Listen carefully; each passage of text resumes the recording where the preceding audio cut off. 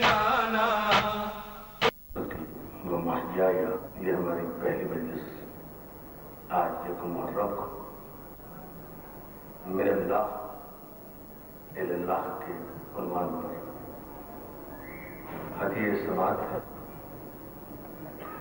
میں آپ حضرات کے تعاون اور محبتوں پر آپ کا شکر گزار ہوں اور احسان مند ہوں کہ آپ حضرات ہمارے منتظمین سے اور مجھ سے خصوصیت کے ساتھ اس تنگی وقت کے باوجود بھی خصوصی تعاون فرما رہے ہیں. میں نے اس عشر محرم میں ان مجالس کے دوران محمد و اہل بیت محمد کے فائدے اور ان کے صدقے سے جو معروضات آپ کی خدمت میں پیش کرنا ہے وہ لفظی اعتبار سے اور اپنے عنوان کے اعتبار سے تو صرف دو لفظی ایک جملہ ہے من اللہ الی اللہ، اللہ کی طرف سے اللہ کی طرف، لیکن معنوی اعتبار سے اور اپنی گہرائی اور گہرائی کے اعتبار سے پوری تعلیمات اسلامی پر اور پوری حیات انسانیت پر محیط ہے یہ جملہ کہ ہم اللہ کی طرف سے ہیں اور اللہ کی طرف ہمیں جانا ہے. سلامت اور انسان اگر اپنی زندگی میں اپنی حیات ان تعلیمات معصومین کو اور تعلیمات انبیاء مسبق اور تعلیمات خاتم النبیین کو مشعل راہ بنا کر من اللہ اپنے آپ کو سمجھے تو الی اللہ کی زندگی بسر کر سکتا ہے. جو اپنے آپ کو من اللہ ہی نہیں سمجھ رہا وہ زندگی بھی الی اللہ والی نہیں گزارے گا. جو اس زندگی کو اللہ کی نعمت نہیں سمجھتا، اللہ کا فضل نہیں سمجھتا، اللہ کا کرم نہیں سمجھتا، اس کی عطا نہیں سمجھتا، جو اس زندگی کو اپنی زندگی سمجھتا ہے وہ اس زندگی کو اپنے مزاج کے مطابق گزارے گا، اور جو اس زندگی کو اس کی امانت سمجھتا ہے وہ اس زندگی کو اس کی رضا کے تحت گزارے گا، اس کی مرضی کے تحت گزارے گا، مرضی مولا کے تحت گزارے گا. اور جان محترم پروردگار عالم نے اس انسانیت کے کارخانے میں بشریت کے اس پورے نظام میں جس مخلوق پر فخر فرمایا اس مخلوق کو انسان کہتے ہیں. وہ کروڑ مخلوق کا خالق ہے، ہر مخلوق کا وہ خالق ہے. جو بھی مخلوق ہے وہ خود بخود نہیں پیدا ہوئی، اس کا خالق کوئی ہے اور خالق سوائے اللہ کے کوئی اور نہیں ہے. سلامت جواب یہ ایک فیصلہ. کتنی مخلوقات ہیں کوئی احاطہ نہیں کر سکتا، کوئی ایسا نہیں کر سکتا، کوئی گر نہیں سکتا، کوئی شمار نہیں کر سکتا اس کی مخلوقات کا، اس کی تخلیقات کا. سمندروں کے نیچے کتنی مخلوقات ہیں، زمین کے دفینوں میں کتنی مخلوقات ہیں، فضاؤں میں کتنی مخلوقات ہیں، خلاؤں میں کتنی مخلوقات ہیں، قرۂ جماد میں کتنی مخلوقات ہیں، قرۂ باد میں کتنی مخلوقات ہیں، قرۂ جبروت میں کتنی مخلوقات ہیں، قرۂ جمود میں کتنی مخلوقات ہیں، قرۂ نور میں کتنی مخلوقات ہیں. کوئی اس کا ایسا نہیں کر سکتا، کوئی اس کو محدود نہیں کر سکتا، گن نہیں سکتا، شمار نہیں کر سکتا کہ اللہ کی مخلوقات کی تعداد کیا ہے. ایسان محترم سوچنا صرف اس بات پر ہے کہ کروڑ مخلوق کا خالق، ارب مخلوق کا وہ خالق اتنا بے نیاز ہے اپنی قوت تخلیق سے کہ اس نے پہاڑ جیسے بلند قامت پر مخلوقات بھی پیدا کی ہیں اور حشرات الارض جیسے قلیل القامت کیڑے مکوڑے کا بھی وہ خالق ہے. لیکن اتنا بے نیاز ہے وہ اپنی قوت تخلیق سے کہ اس نے نہ پہاڑوں کی بلندی پر کبھی فخر کیا، बहुत तवज्जो दोस्तों, न आफ्ताब व महताब की ताबारियों पर कभी फख्र किया, न सितारों अंजुम की तादाद पर कभी फख्र किया, न आसमान के इस वसी शामियाने को सजाकर उसने फख्र किया, न जमीन के इस फर्श को बिछाकर उसने फख्र किया, न मौत दर मौत बेअंत समंदरों की गहराइयों से उठने वाले जवार भाटा पर उसने फख्र किया, न दरियाओं की रवानी पर उसने फख्र किया, न गुलिस्तान पर उसने फख्र किया, न मौसमों के तगय्युरात पर उसने फख्र किया, न इंसानों के, न इस मखलूकात की किसी किस्म और किसी नस्ल पर उसने फख्र नहीं किया। उसने अगर कहीं फख्र किया है पूरे कुरान में उस बेनियाम खालिक ने, तो वो फख्र किया इंसान की तखलीक पर। यानी आप जरा सा अगर मुतवज्जे हो आज की तमहीदी गुफ्तगू पर जो इस उन्वान के तहत है, मेरे दाख उन्वान के तहत, ये सारी चीजें, सारी मखलूकात जिनकी तफसीलात मैंने आपकी खिदमत में अर्ज की, ये सारी मखलूकात मेरा ला ही है। लेकिन अल्लाह मोहतरम उस बेनियाज परवरदिगार ने कभी भी अपनी इन मखलूकात को न काबिल तज़किरा समझा है, न इनकी कोई जमानत ली है, न इन पर कोई फख्र किया है, बल्कि उसने अगर अपनी तमाम मखलूकात पे, यानी अगर आम इस्तिलाह में महदूद इल्म रखने वाले या महदूद साइंस की उलूम रखने वाले अब तादाद मुकर्रर कर रहे हैं कि साहब एक आलम नहीं है बल्कि 18,000 आलम है और हर आलम में मखलूक मौजूद है, तो फिर इसी से तय्युन कर ले इंसान कि 18,000 आलमों में 18,000 किस्म की मखलूक तो होगी ना। बड़ी तवज्जो दोस्तों, 18,000 अगर आलम है तो एक आलम में कितनी किस्म की मखलूकात हैं, तो 18,000 आलमों में कितनी मखलूकात होगी। ये हमारा तरक्की याफ्ता इंसान तो अभी अपनी सारी तरक्याती कोशिशों और जद्दोजहद के बावजूद भी अभी तक एक आलम का सुराग नहीं पा सका, एक आलम को नहीं जान सका कि एक आलम की हुदूद क्या है, उसकी समत क्या है, उसकी तारीख क्या है, उसका जोग्राफिया क्या है, उसकी हद क्या है, उसकी सरहद क्या है। याद रखें कि अगर हम मौजूदा साइंसी फलसफे के तहत इस तरक्की याफ्ता दुनिया के 18,000 आलमों के वजूद ही को तस्लीम करें तो याद रखें एक आलम आलमी नहीं कहलाता, 18,000 आलम मिले तो आलमीन बनता है।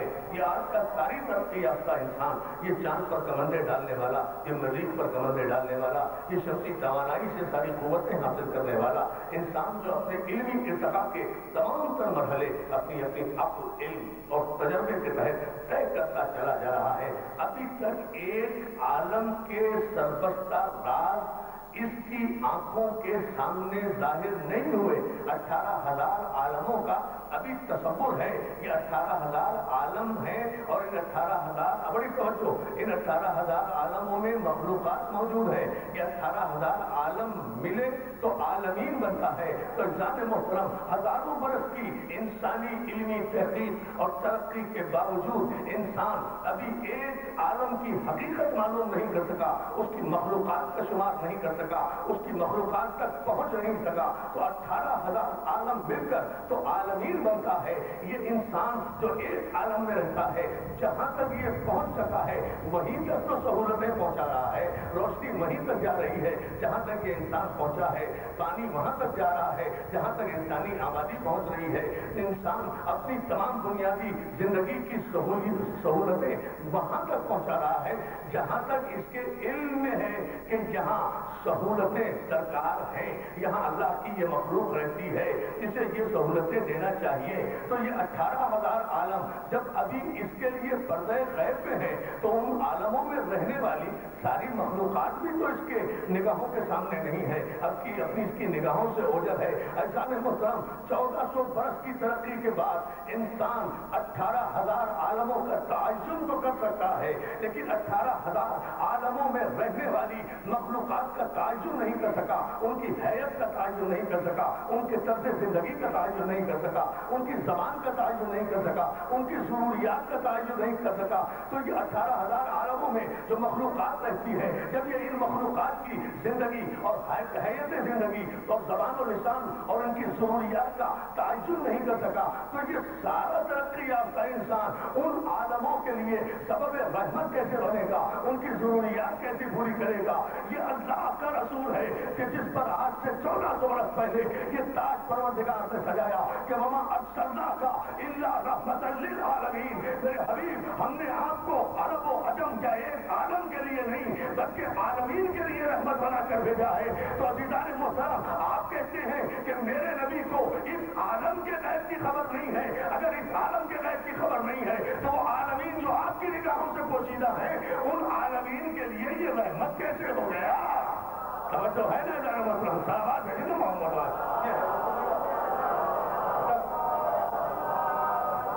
ایک منٹ اور سوال دیتے بابا.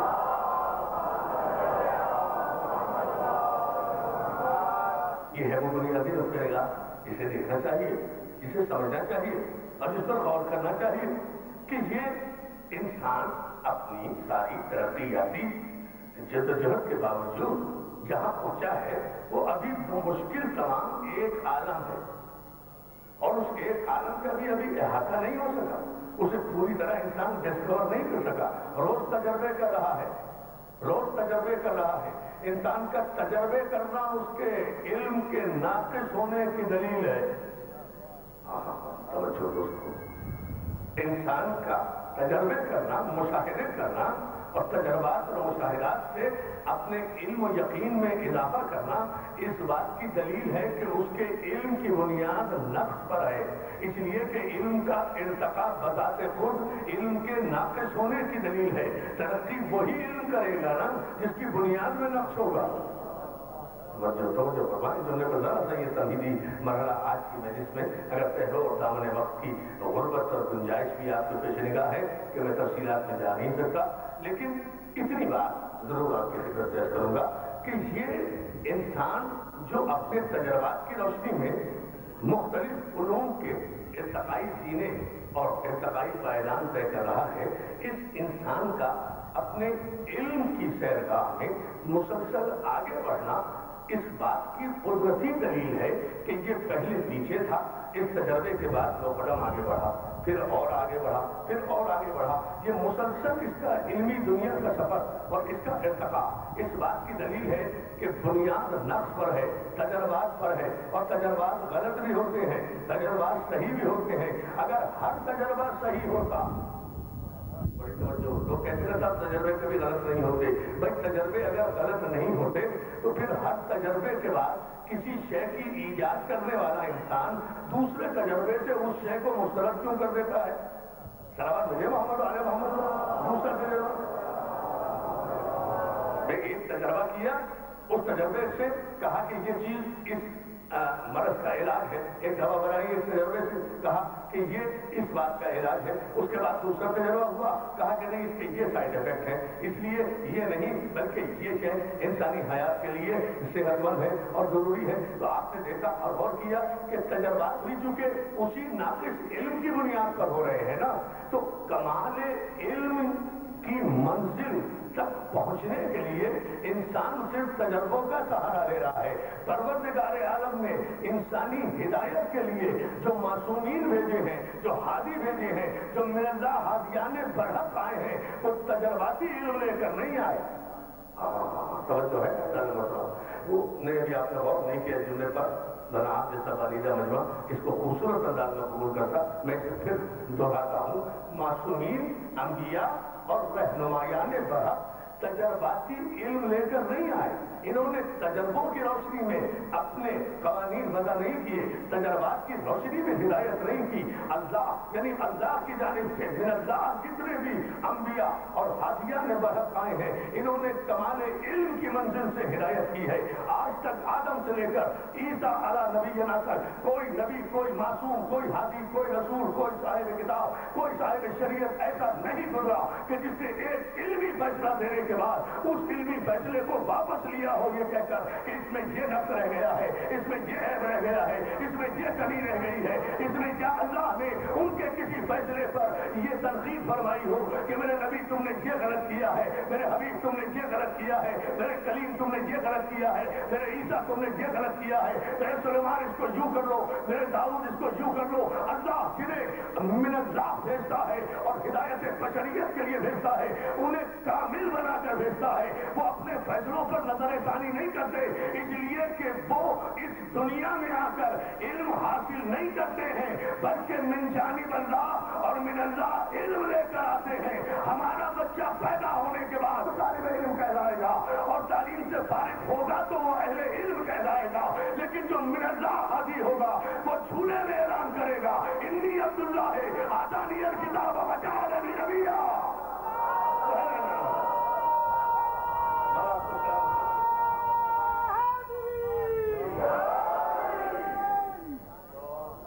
بابا سے بلند سوال ہے،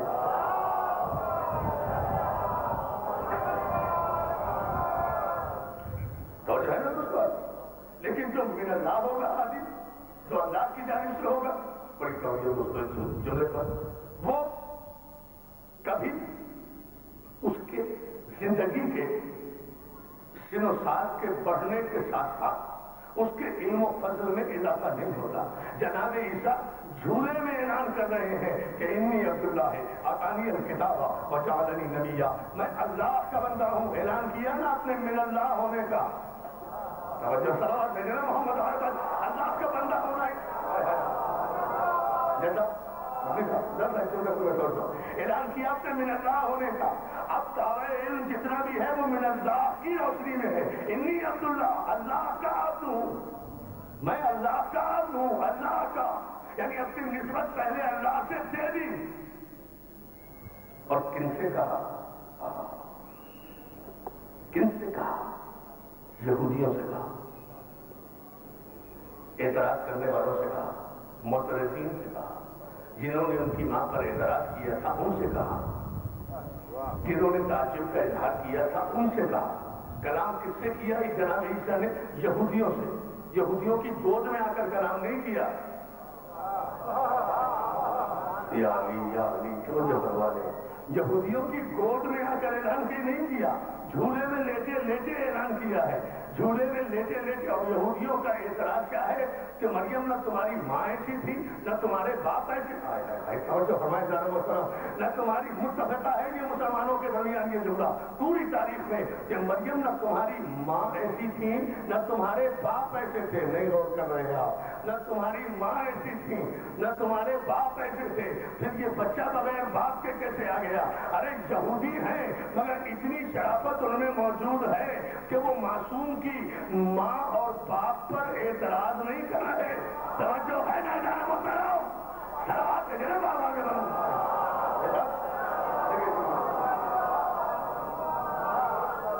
آپ ان کے جملوں کی شرافت کو دیکھیں مریم نہ تمہاری ماں ایسی تھی نہ تمہارے باپ ایسے تھے، یعنی اعتراض کرنے سے پہلے مریم کے ماں باپ کی شرافت کا اعلان کر دیا۔ جو بھی غور نہیں کیا میں جس پس منظر میں کہنا چاہ رہا ہوں جملہ اس کی گہرائی پر ذرا سا آپ توجہ فرما لیں تو شروع میں دوں گا۔ مریم نہ تمہاری ماں ایسی تھی نہ تمہارے باپ ایسے تھے، حالانکہ اعتراض بڑا کھلا ہے، اعتراض بڑا واضح ہے، لیکن اس کے باوجود بھی مریم کے ماں باپ کی شرافت کا اعلان کر رہے ہیں، حالانکہ مریم پر ایمان نہیں رکھتے، مریم کا کلمہ نہیں پڑھتے، مریم کے دین میں نہیں ہے، مریم کے دین میں نہیں ہے، مریم کے دین پر نہیں ہے، مریم پر اعتراض کر رہے ہیں، مریم پر ایمان نہ رکھنے کے باوجود بھی مریم کے ماں باپ کی شرافت کا اعلان کر رہے ہیں۔ تو احسان محترم میدان حشر میں ایمان کے ساتھ ساتھ کردار بھی جانچا اور تولا جائے گا۔ یہودی بھی آئیں گے جو کہیں گے پہلے والے ظالم ہیں، فاسق ہیں، فاجر ہیں، مشرک ہیں، ہمیں جہنم میں ڈالنا کہ ہم نے مریم پر اعتراض کیا تھا لیکن مریم کے ماں باپ پر اعتراض نہیں کیا تھا۔ یہ جو کلمہ پڑھنے والے آ رہے ہیں تیرے حبیب کے، ذرا ان سے پوچھ لے کہ ان کا کیا خیال ہے تیرے نبی کے ماں باپ کے بارے میں؟ توجہ ہے نا دار محترم؟ یا علی یا علی ہمارا سلامت رکھے۔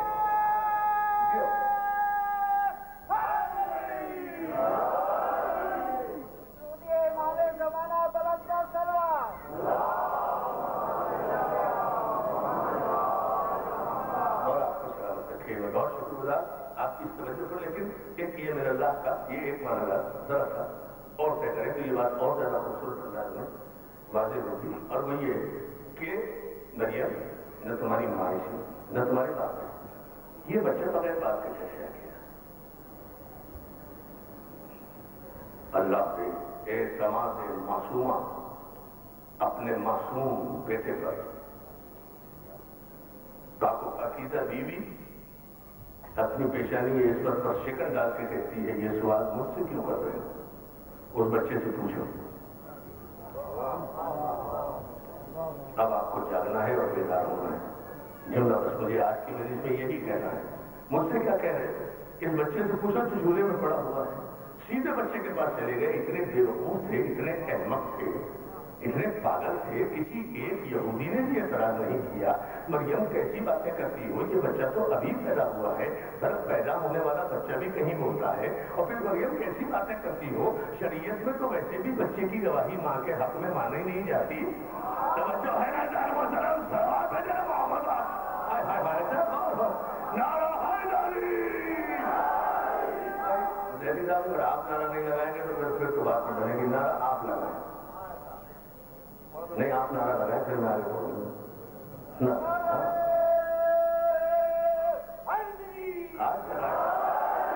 بڑا سلامت رکھے یہاں کی مدد کہنے والا ہوں. اتنی بڑا سلام دے دے محمد جملہ کہہ رہا ہوں. بڑا سلامت رکھے. یہ ہے وہ منظر. اتنے بیوقوف ہے نہیں, بیوقوف نہیں ہے, اپنی کتابوں سے آگاہ ہے, اپنی کتابوں کے عالم ہیں, اپنی کتابیں پڑھی ہیں. انجیلی تو نہیں پڑھی, باقی کتابیں تو پڑھی ہیں. بڑی توجہ دوست. چلے گئے جھولے کے پاس. باتیں آپ کو سنا ہوا ہے, مجھے صرف جملہ کرنا ہے اس میں کہ جیسے جھولے کے قریب گئے ہیں جناب عیسیٰ کو مسلمان مفسرین لکھتے ہیں کہ جناب تمام مسلمان بھائی میرے اس محبت کے پیغام کو سنیں. سارے مسلمان بھائیوں کے لیے میں یہ مجلس پڑھ رہا ہوں. اس پیغام کو دیکھیں کہ کوہنیوں کے بعد جناب عیسیٰ اٹھ بیٹھے اور خطاب کر رہے ہیں یہودیوں سے. ان کے سوال کا جواب دے رہے ہیں. انی عبداللہ, میں ہوں اللہ کا بندہ, اس نے مجھے عطا کر دی ہے کتاب. عطا کرے گا نہیں, مجھے کتاب دے دی ہے. میں کتاب سمیت آیا ہوں, میں کتاب سمیت آیا ہوں. عقل کے اندر نبی کوئی دو دفتیوں کے درمیان کمپائلڈ بک بغل میں لے کر پیدا نہیں ہوتا. کتاب اس کتاب کا نام نہیں ہے جو تم مسجد کے طاق میں رکھتے ہو.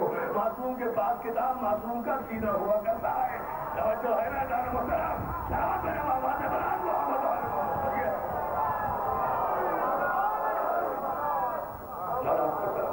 اور شکر گزار آپ کی توجہ کا مطلب یہ ہے وہ منزل فکر. انی عبداللہ, میں ہوں اللہ کا بندہ, اس نے مجھے کتاب عطا کی. وجعلنی نبیا, اللہ, اور ابھی سے مجھے نبی بنایا ہے. نبی بنائے گا نہیں 40 برس کے بعد, کیونکہ میں عیسیٰ ہوں, میں نبی ہوں, جھولے ہی میں نبی ہوں. تو جو من اللہ ہوتا ہے وہ جھولے ہی میں سب کچھ ہوتا ہے. توجہ ہے نا, غور ہی نہیں کیا, غور ہی نہیں کیا. سلامت رکھے. جو من اللہ ہوتا ہے, اللہ تو ہم دوسرے مرحلے میں سے کریں گے نا. جو من اللہ ہوتا ہے وہ جھولے ہی میں سب کچھ ہوتا ہے. آپ آسمانوں پہ جا کر علی کا نعرہ لگائیں گے اگر میں نے دوسرا جملہ کہہ دیا. جو من اللہ ہوتا ہے وہ جوان ہونے کا انتظار نہیں کرتا, طاقتیں آنے کا انتظار نہیں کرتا, قوتیں آنے کا انتظار نہیں کرتا. وہ جھولے ہی میں اعلان کر دیتا ہے کہ میں من اللہ ہوں. ایسان مسلم یہودیوں کو دیکھ کر عیسیٰ کوہنیوں کے بعد جھولے میں اٹھ کر یہودیوں کو لاجواب کر دیتے ہیں. اعلان کرتے ہیں کہ میں من اللہ ہوں, میں من اللہ ہوں. جھولے بھی میں اعلان کیا ہے. تو جو جھولے میں اپنے من اللہ ہونے کا اعلان کر دے, سمجھ لو وہ معصوم ہے. اسے دنیا میں آ کر مرتبے حاصل نہیں کرنا ہے, اسے وہیں سے سارے مرتبے دے کر بھیجے گئے ہیں. مگر فرق یہ ہے کہ وہ عیسیٰ تھا جو خانہ کعبہ کے باہر پیدا ہوا تھا. ارے اگر خانہ کعبہ کے باہر پیدا ہونے والا بچہ جھولے میں یہودیوں سے گفتگو کر سکتا ہے تو خانہ کعبہ کے اندر پیدا ہونے والا بچہ جھولے میں کر رہے اجزر کو دو کیوں نہیں کر سکتا؟ یا علی, یا زمانے کے نام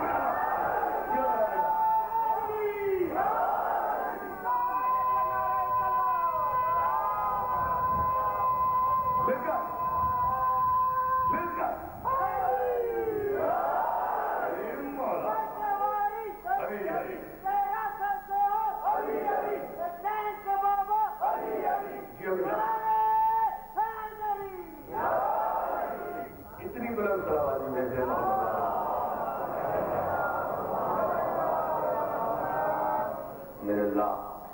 جھولے ہی میں اعلان کرتا ہے جو اللہ کی طرف سے میں اللہ کا بندہ ہوں. اس نے مجھے کتابت رکھی ہے, اس نے مجھے نبی بنایا ہے.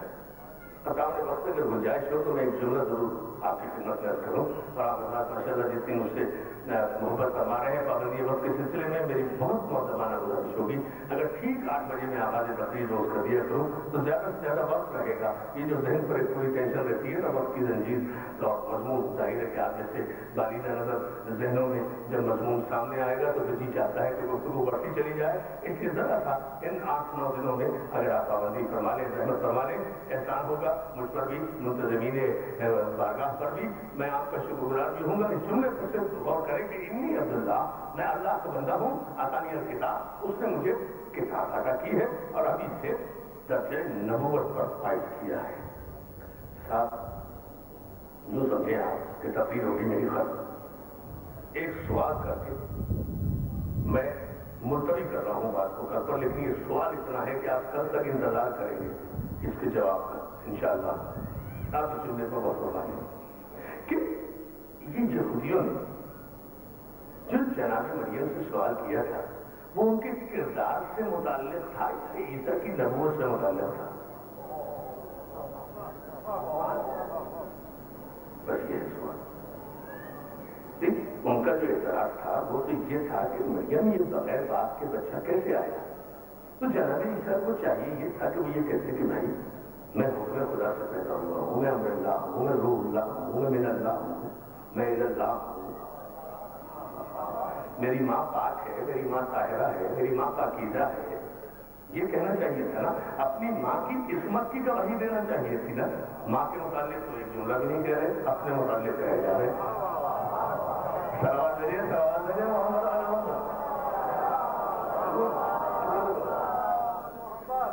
ماں کے متعلق تو ایک بات بھی نہیں کہہ رہے, ایک لفظ نہیں ہے آیت میں یا کسی تفسیری نوٹ میں, مسلمانوں کی کسی قرآن مجید کی کسی تفسیر میں کوئی ایسی بات نہیں ہے کہ جہاں جناب عیسیٰ نے یہ کہا ہو کہ میری ماں پاک ہے, میری ماں پاکیزہ ہے, ان پر اعتراض نہ کرو, میں حکم خدا سے پیدا ہوا ہوں, میں اللہ کا عمل لے کر نے ایسی کوئی بات نہیں کی. اپنی نبوت کا اعلان کر رہے ہیں. بھائی آپ سے کون پوچھ رہا ہے کہ آپ کیا ہیں؟ آپ کی ماں کے متعلق پوچھا جا رہا ہے کہ آپ تشریف کیسے لے آئے ہیں. اور مسجد و امام بارگاہ حیال اللہ کے طرف دیوار انشاءاللہ اس تاریخی جملے کو اس غازی عباس کے علم کے صفحے میں یاد رکھیں گے جو میں آپ کے خوبصورت ذہنوں کی درد کر کے جا رہا ہوں آج کی مجلس میں. اجداد محترم مولا آپ کو سلامت رکھے, بزرگ مجھے دعائیں دیں گے اور نوجوان اپنے جذبہ ایمانی پر فخر کریں گے کہ یہ دیکھیں کہ جناب عیسیٰ کہہ کیا رہے ہیں کہ میں اللہ کا بندہ ہوں, اس نے مجھے کتاب عطا کی ہے اور ابھی سے درجہ نبوت پر فائز کیا ہے. اور یہ یہودی اتنے بیوقوف ہے کہ عیسیٰ کا جواب سن کر اتنے مطمئن ہوئے کہ آج تک جناب مریم پر کوئی اعتراض نہیں کیا. سب انہیں ہولی لیڈی مانتے ہیں, سب انہیں مقدس بیوی مانتے ہیں, کوئی اعتراض نہیں کر رہا. آج تک چپ ہے, آج تک چپ ہے, آج تک چپ ہے, آج تک چپ ہے. عیسیٰ کے جواب سے اتنے مطمئن ہے. عیسیٰ کی نبوت کو یہودی نہیں مانتے مگر مریم پر اعتراض آج بھی نہیں کر رہے, اتنے خاموش ہیں. آخر وجہ کیا ہے بھائی؟ یہودیوں کو تو چاہیے تھا کہ وہ مریم کے پاس لڑتے ہوئے پہنچ جاتے. مریم کہاں بچے کے پاس ہمیں بھیج دیا تھا. ہمارا سوال کچھ ہے, جواب وہ کچھ اور دے رہا ہے. ہم پوچھ رہے ہیں کہ بغیر باپ کے یہ بیٹا آیا کیسے؟ وہ اپنی نبوت کا اعلان کر رہا ہے, وہ اپنے نبی ہونے کا اعلان کر رہا ہے. تمہاری صفائی میں تو کچھ بھی نہیں کہہ رہا, لیکن یہودیوں کا چپ ہونا پورے مجمع کی توجہ مولا نظر بد سے محفوظ رکھے. اجداد محترم, یہودیوں کا آج تک خاموش ہونا اس بات کی دلیل ہے کہ یہودیوں نے اس بات کا اقرار کیا کہ جب عیسیٰ اپنے نبی ہونے کا اعلان کر رہے ہیں تو جو بچہ پیدائشی نبی ہو اس کے ماں باپ عیبدار نہیں ہوا کرتے.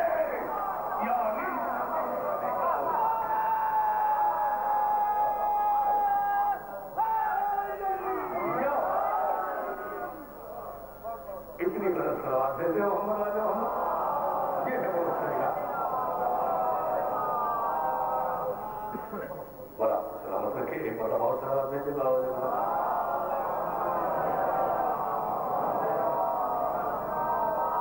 انی عبداللہ, میں ہوں اللہ کا بندہ, اس نے مجھے عطا کی ہے کتاب. کس سے کلام کیا ہے بھائی؟ آپ آمدہ ہو گئے تو میں ایک جملے کا اور اضافہ کر رہا ہوں، باقی کل انشاءاللہ کروں کہ کس سے کلام کر رہے ہیں؟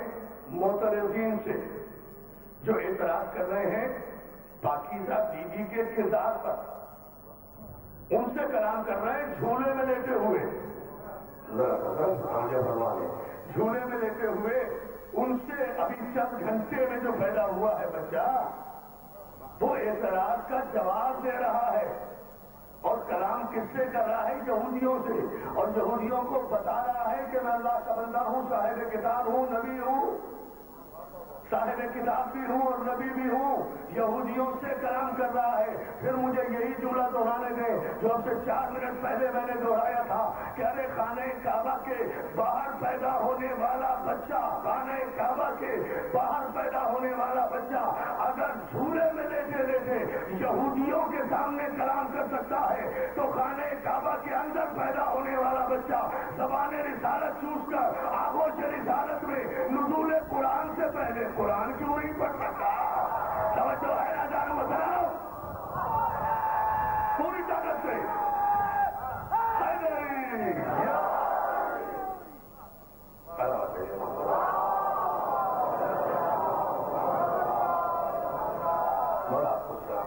بہت شکر گزار آپ کی توجہ پر۔ بھائی وہاں بھی ابھی انجیل نازل نہیں ہوئی تھی اور عیسیٰ نے کلام کیا، یہاں بھی ابھی قرآن نازل نہیں ہوا تھا اور علی نے کلام کیا، میرے مولا نے کلام کیا، اس لیے کہ قرآن آپ کے لیے کتاب میں آئے تو قرآن ہے، معصوم جو من اللہ ہو اس کے لیے کتاب میں قرآن نہیں آتا، اس کے قلب پہ قرآن آتا ہے۔ صلوات بھیجے محمد عالم، اس کا قلب قرآن ہوتا ہے۔ نہیں ابھی غور فرمائے، آج سے آیت پڑھ رہا ہوں، تشریح کل کروں گا۔ معصوم کی شان یہ ہوتی ہے کہ معصوم پر نزول علم الہی کتاب کی صورت میں نہیں ہوتا، نور کی صورت میں ہوتا ہے۔ تبارک الذی نزل الفرقان علی عبدہ لیکون للعالمین نذیرا، پاک و پاکیزہ ہے وہ ذات کہ جس نے اپنے رسول کے قلب پر فرقان نازل کیا تاکہ اسے عالمین کے لیے نذیر بنائے۔ صلوات بھیجیے، صلوات بھیجیے، عظمت خاتم النبیین۔ ہمارے لیے ضروری ہے کہ کتاب لکھی ہوئی ہو تو پڑھیں، مولانا ہمیں پڑھائیں تو ہم پڑھنا سیکھیں، حفظ کرائیں تو ہمیں یاد ہو،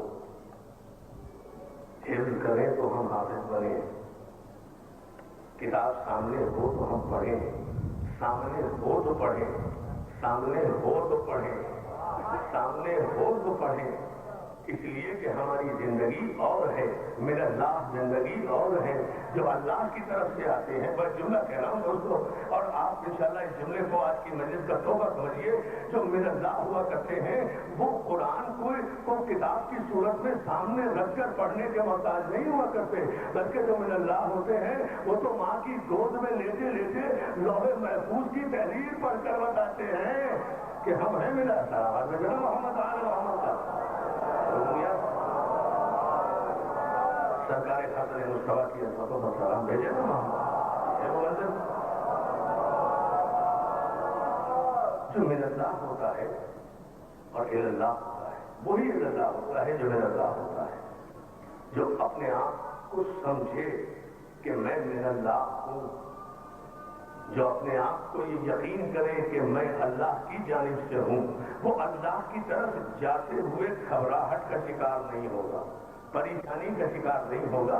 اس سے تو اس کا جوان بیٹا اگر کبھی راستے میں یہ پوچھ بھی لے گا کہ بابا ایسی آواز آ رہی ہے کہ موت ہمارے پیچھے پیچھے آ رہی ہے، قافلہ آگے آگے جا رہا ہے، تو اس بیٹے کو یہ جواب دیتا ہے باپ، اس لیے کہ میرا اللہ بھی ہے اور زندگی میرا اللہ بھی ہے۔ کہا ہاں بیٹا، وہ قافلہ ہمارا ہی قافلہ ہے کہ ہم آگے آگے جا رہے ہیں، موت ہمارے پیچھے پیچھے جا رہی ہے۔ آپ دیکھیں میرے اللہ کی معراج، میرے نوجوان دوستوں، تمہارے سید، تمہارے سردار شہزادہ علی اکبر نے کیا جملہ کہا ہے، تو کیا بابا ہم حق پر نہیں ہیں؟ حسین کہتے بیٹا ہم سے زیادہ حق پر کون ہے، ہم تو خود حق پر ہیں۔ تو شہزادہ علی اکبر کہتے دیکھیں میرے اللہ کی منزل، بابا جب ہم حق پر ہیں تو موت سے ڈرنا کیسا؟ بابا جب ہم حق پر ہیں تو پھر موت سے ڈر کیسا، موت کا خوف کیسا؟ بابا جب ہم حق پر ہیں اور یہی بات جو علی اکبر نے کہی تھی وہی بات میرے مولا نے اپنے بیٹے محمد حنفیہ سے کہی تھی، بیٹا جب تیرا باپ راہ الہی میں سبیل الہی میں میدان جہاد میں آتا ہے تو میرے اللہ اور اے اللہ کی اس منزل پر ہوتا ہے جہاں اسے اس بات کی پرواہ نہیں ہوتی کہ موت اس پر آ پڑے یا وہ موت پر جا پڑے۔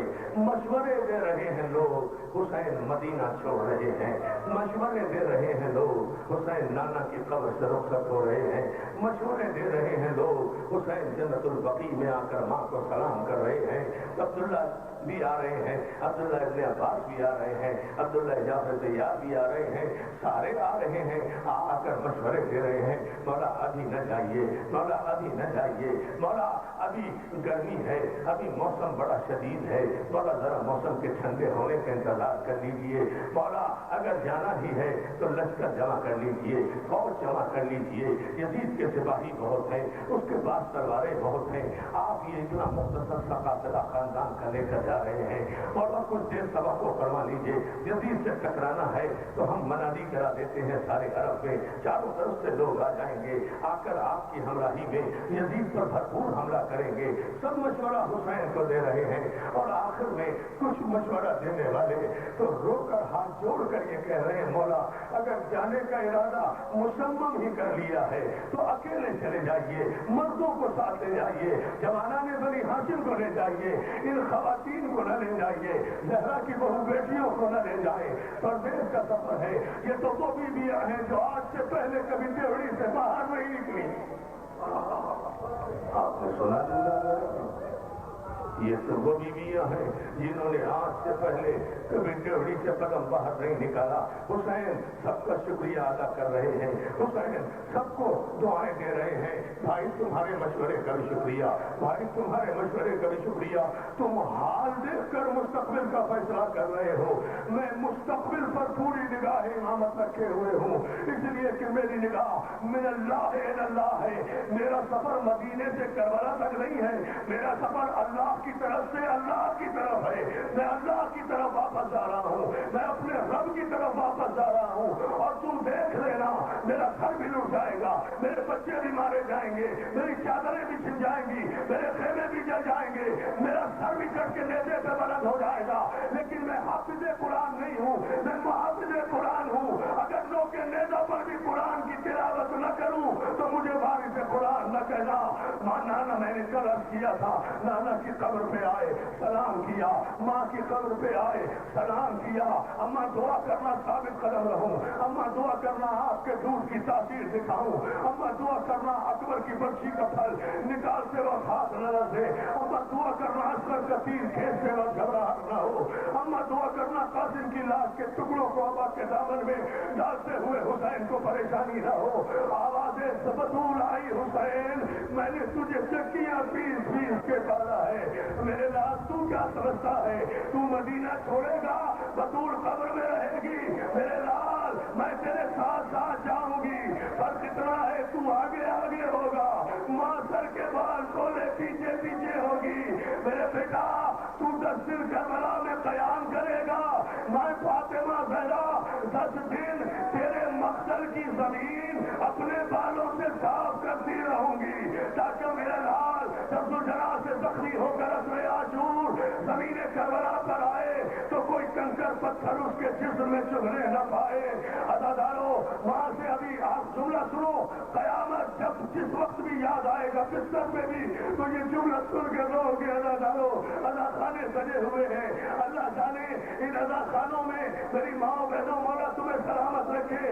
علامہ دربندی بیان فرماتے ہیں کہ جب محرم کا چاند طلوع ہوتا ہے، ابھی راستے میں آ رہا تھا، محرم کا چاند دیکھا، میرے ساتھ کا میں نے گاڑی میں سینے پر ہاتھ مار کے کہا یا حسین،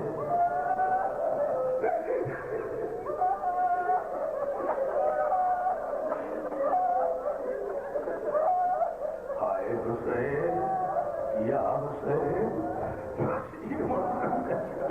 اس چاند میں لٹ گیا بطول کا بنا گیا، اس چاند میں اجڑ گیا بطول کا بنا گیا، اللہ نظارو علامہ دربندی کہتے ہیں کہ جب حسین ماں کی قبر سے رخصت ہوئے نا، ماں کی قبر سے رخصت ہوئے، سلام کر کے چلنے لگے تو حسین نے چلتے چلتے کہا اماں اکیلا نہیں آیا ہوں، زینب بھی ساتھ آئی ہے، زینب کو دعائیں دو۔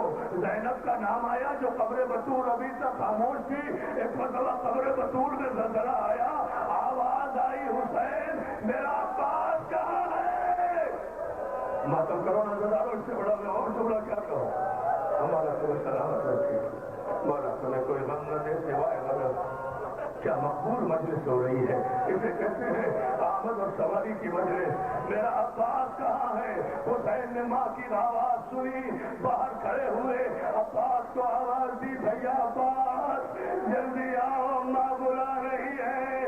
عباس جو زانوؤں کے زمین میں بیٹھے تھے، ایک مرتبہ سر جھکائے ہوئے قبر بطول پہ آئے، قبر بطول کی مٹی کو وضع دیا، دانا رخسارا قبر بطول پہ رکھا، آواز زہرا توجہ آخری ہے، آواز زہرا آئی عباس تجھے پتا ہے میں نے تجھے اپنا بیٹا کہا ہے، میں نے تجھے اپنا بیٹا کہا ہے۔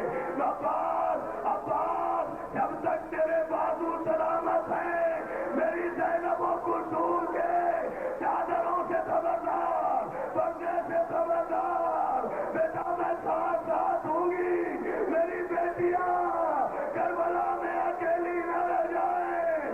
عباس نے سرو سینہ پیٹ لیا، آقا دادی جب تک غلام زندہ ہے کسی کے ہاتھ شہزادیوں کی چادر تک نہیں پہنچیں گے۔